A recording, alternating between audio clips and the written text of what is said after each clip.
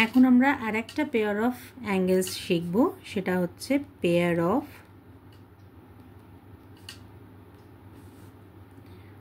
co-interior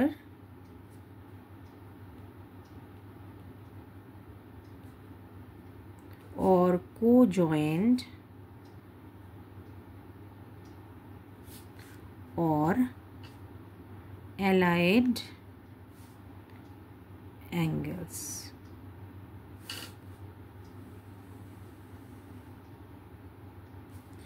কথাটা শুনেই বুঝতে পারছো পুরো ব্যাপারটাই আমাদের ইন্টেরিয়ার অ্যাঙ্গেল ধরে ভাবতে হবে, আমরা কোনো এক্সটেরিয়ার অ্যাঙ্গেল ভাবতে পারবো না।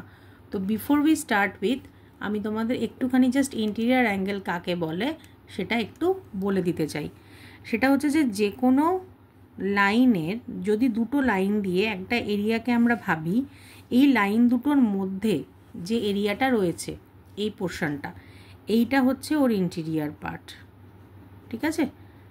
আর এইটা হচ্ছে এক্সটেরিয়ার পার্ট। তাহলে আমাদের রেফারেন্স ড্রয়িং অনুযায়ী যদি আমরা এরকমভাবেই লাইনটাকে কনসিডার করি এবং অ্যাঙ্গেলগুলোকে আমরা যেরকম বলেছি 1 2 3 4 আর এদিকে হচ্ছে 5 6 7 8, তাহলে নিশ্চয়ই তোমরা বুঝতে পারছো যে আমাদের কনসার্নড অ্যাঙ্গেল হবে হচ্ছে 3 4 আর 5 6। এবার মজার ব্যাপার হচ্ছে যে আমি 3 আর 4কে আলাদা নাম দেব না, কারণ 3 4 দেখো লিনিয়ার পেয়ার, আবার 5 6ও লিনিয়ার পেয়ার, তাহলে আমরা 3 4 পেয়ার আর 5 6 পেয়ারটা নিতে পারলাম না। এবার আরেকটা পেয়ার আমরা নিতে পারি যে 3 এর সাথে 5 আর 4 এর সাথে 6, কিন্তু সেটাও দেখো হয় সোজা জেড বা উল্টো জেড ফর্ম করেছে। যদি 4 বা 6 নিই তাহলে আমি দেখতে পাচ্ছি এখান দিয়ে আমার জেড ফর্ম হয়েছে 4 6-এ, আর 3 আর 5-এ তৈরি হচ্ছে উল্টো জেড। তাহলে আমার এই অপশন দুটো বাদ চলে গেল। তাহলে আমার কাছে অপশন পড়ে রইল 3 এর সাথে 6 নেওয়া আর 4 এর সাথে 5 নেওয়া। একদম ঠিক ভেবেছো, এটাই হচ্ছে আমাদের পেয়ার অফ co-interior angles। তাহলে লিনিয়ার পেয়ার নেওয়া যাবে না, জেডের মতন কোনো ফরমেশনওয়ালা অ্যাঙ্গেল আমরা নিতে পারবো না। একমাত্র ট্রান্সভার্সালকে যদি কনসিডার করি তার ডান দিকের ইন্টেরিয়ার তারা পেয়ার হবে আর বাঁ দিকের যারা ইন্টেরিয়ার তারা পেয়ার হবে। তাহলে এখানে আমাদের কি পেয়ার আমরা পেলাম co-interior অ্যাঙ্গেলের? অ্যাঙ্গেল 3, অ্যাঙ্গেল 6 আর অ্যাঙ্গেল 4, অ্যাঙ্গেল 5। এটা মনে রাখার ট্রিক হচ্ছে তুমি তোমার ট্রান্সভার্সালের ওপর হাত বসিয়ে তারপর আইদার ডান দিকে কনসিডার করবে যখন তুমি ডান দিকের অ্যাঙ্গেল বার করবে, অথবা যখন তুমি লেফটের অ্যাঙ্গেল বার করবে তখন লেফটের যে ইন্টেরিয়ার অ্যাঙ্গেল দুটো আছে সেই দুটোকে কনসিডার করবে। তাহলে এদেরকে বলা হয়, তুমি ওপর থেকে তো তোমরা দেখতেই পাচ্ছ যেটার নাম অনেকগুলো আছে, তো আমি এখানে লিখছি পেয়ার অফ অ্যালাইড অ্যাঙ্গেলস। এবার যদি আমরা কনসিডার করি প্যারালাল লাইন, তাহলে আমাদের কি হবে?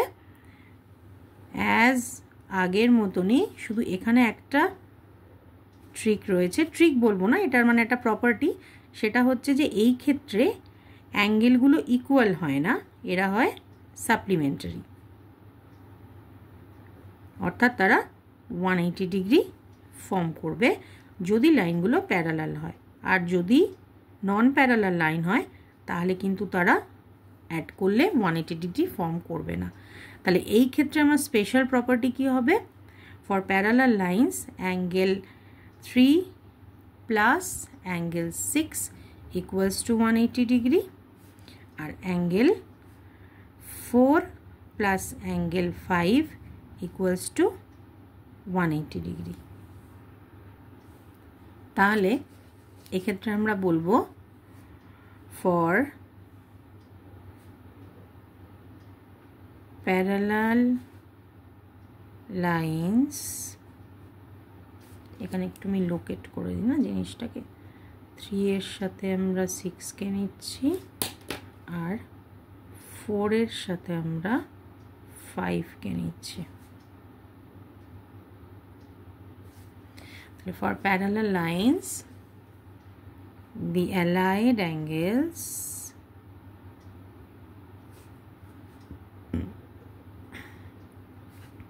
are supplementary or the sum of the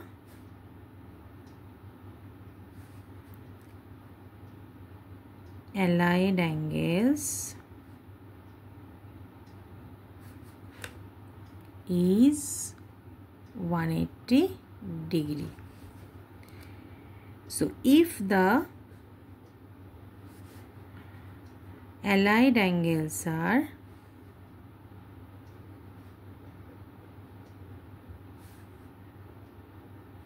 supplementary,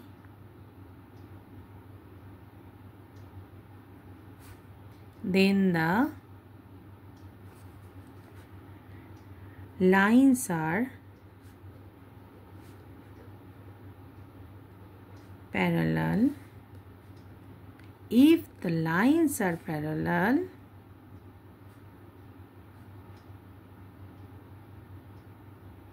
then the co-interior, একবার একটু co-interior লিখি, co-interior angles are supplementary. তাহলে এই যে পেয়ারটা আমরা পেয়েছি, এখানে কিন্তু angle 3 plus angle 6 is not equals to 180 degree, আবার অ্যাঙ্গেল 4 প্লাস অ্যাঙ্গেল 5ও কিন্তু নট ইকুয়ালস টু 180 ডিগ্রি। তাহলে যদি নট ইকুয়ালস টু 180 ডিগ্রি হয় এদের সামটা, তাহলে আমরা বলবো লাইনগুলো প্যারালাল নয়। আর যদি এদের সামটা 180 ডিগ্রি হয় তাহলে বলবো যে লাইনস আর প্যারালাল। হোপ তোমরা সবাই ব্যাপারটা সিম্পলি বুঝতে পেরেছো। আবার এর পরের ভিডিওর জন্য ওয়েট করো, আমি আবার পরেরটা আপলোড করে দিচ্ছি।